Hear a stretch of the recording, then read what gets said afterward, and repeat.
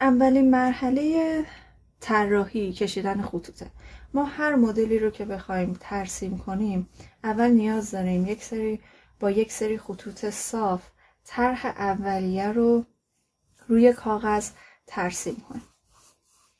برای کشیدن خط یه تکنیک وجود داره به اسم تکنیک گوستینگ. تکنیک گوستینگ یعنی اینکه ما یک جهتی رو تعیین میکنیم و در اون جهت دستمون رو به صورت رفت و برگشت حرکت میدیم. هر وقت که احساس کردیم آماده کشیدن خط هستیم، مداد رو روی کاغذمون فشار میدیم و خطمون رو رسم میکنیم. نکته مهمش اینه که وقتی داریم دستمون رو حرکت میدیم، حرکت دست رو متوقف نمی کنیم بعد خط رو بکشیم. تو همون حالتی که داریم دستمون رو حرکت میدیم فقط نوک مداد رو فشار میدیم و خط رو میکشیم.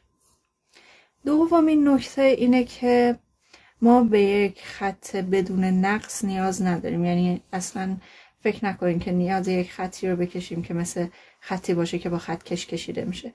ما صرفا یک خطی رو میخوایم که جهت رو به ما نشون بده، راهنمای جهت ترسیم مدلمون باشه. پس اگه نمیتونین یه خط بدون نقص بکشین، اعتماد به نفستون رو از دست ندین و فقط تمرین کنین.